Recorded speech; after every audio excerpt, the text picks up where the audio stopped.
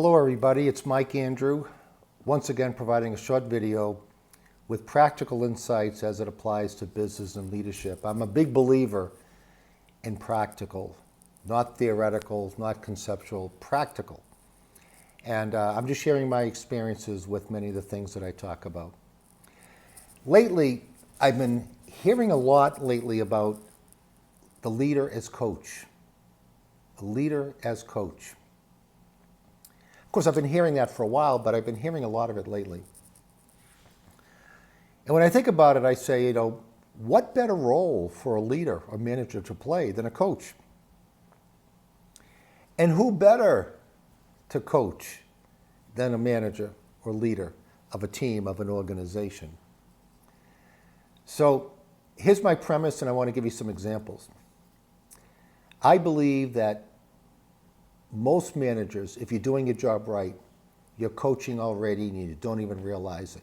I find that managers or leaders, they're intrigued with coaching. They wonder, can I coach? What is coaching?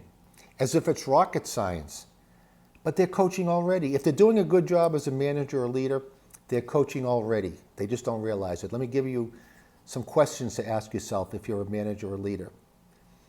Do you observe performance of your team members? And when you observe performance, do you give them feedback about what they're doing well or what they could do differently?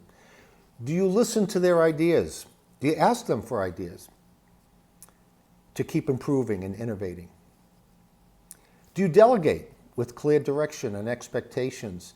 Do you give them stretch assignments so they can grow and develop? Do you believe in developing and growing members of your staff, of your team? Do you help them set clear goals and KPIs?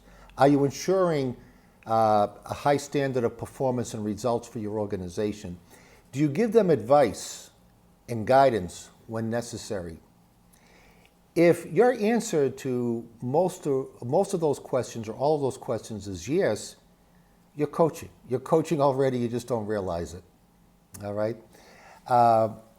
Let me give you some other examples. I worked for a company where I had a staff of people, and I always made it a point on a daily basis, when I saw something that they did, I would call them or email them and tell them, great job. Even though it was part of their job, I still wanted to let them know I'm watching, I'm observing, and reinforcing with feedback. I used to meet with them on a quarterly basis, each person, and just give them feedback based on my observations and the level of contribution that they're providing to the organization. I gave them an opportunity to coach me as well, give me feedback based on their observations. I learned a lot from that. Things I didn't realize I was doing well, and also things I didn't realize I was not doing well. So I found that very, very valuable. I had a role with another company, a great role. I was an advisor to a few of the boards for this company. So I would sit in on the board meetings and observe the chairman and the different board directors. And I had a responsibility to meet with them one-on-one and give each board director and the chairman feedback based on what I observed with specifics. Very, very powerful. Now, these are board directors, so they take their role as a board member very seriously. But the change in some of these people was profound. I was amazed. They knew, some of them knew they had to step up. Even the chairman. Some chairman I had to give feedback to. It was tough, but great experience, profound experience to see the way they change.